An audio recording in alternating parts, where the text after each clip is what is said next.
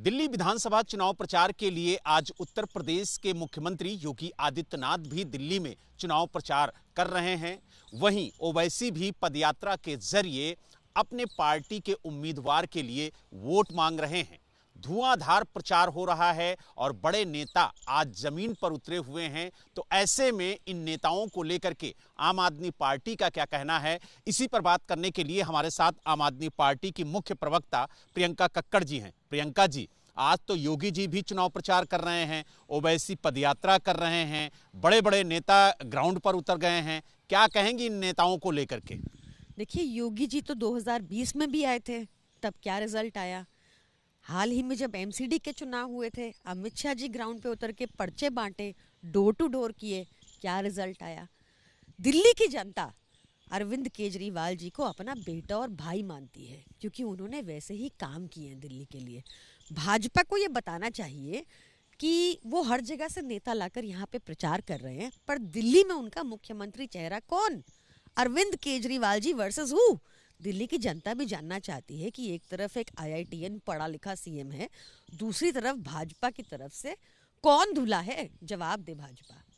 लेकिन जिस तरीके से बटोगे तो कटोगे वाले नारे को लेकर के योगी आदित्यनाथ हरियाणा गए, वहां पर शानदार जीत बीजेपी को मिली, महाराष्ट्र गए, वहां पर शानदार जीत मिली, तो अब दिल्ली आए हैं इस नारे को लेकर के, तो कहीं ना कहीं इससे आम आदमी पार्टी को कोई फर्क पड़ेगा? देखिए, मुझे लगता है महाराष्ट्र हो या हरियाणा हो, वहाँ पर बहुत ज़्यादा इल्लीगल तरीके से वोट्स बढ़ाए गए थे, जो हमने दिल्ली में पकड़ लिया और होने नहीं दिया।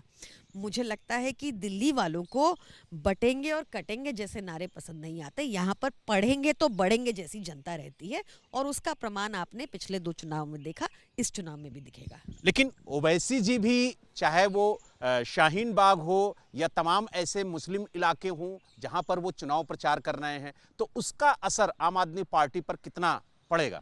देखिए, हमने देखा हर बार बहुमत, प्रचंड बहुमत से आम आदमी पार्टी की सरकार आती है, सबका सफाया कर देती है। 96% वोट, 97% वोट, ऐसा वोट रहता है हमारा, क्योंकि दिल्ली की जनता को प्रोग्रेसिव एजेंडा वाली पार्टी, जिनके पास दिल्ली के लिए आगे एक दिशा हो, वैसी पार्टी पसंद आती है। वही घिसे पिटे राग लापने वाली पार्टियां, वही हिंदू मुस्लिम करने वाली पार्टियां, ऐसी पार्टियां पसंद नहीं आती।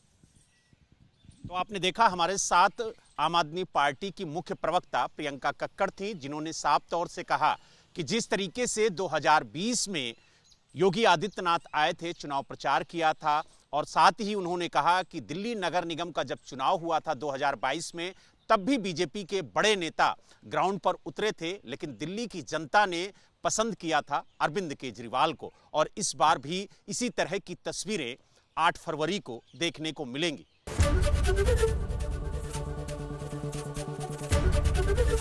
एबीपी गंगा, खबर आपकी, जुबान आपकी।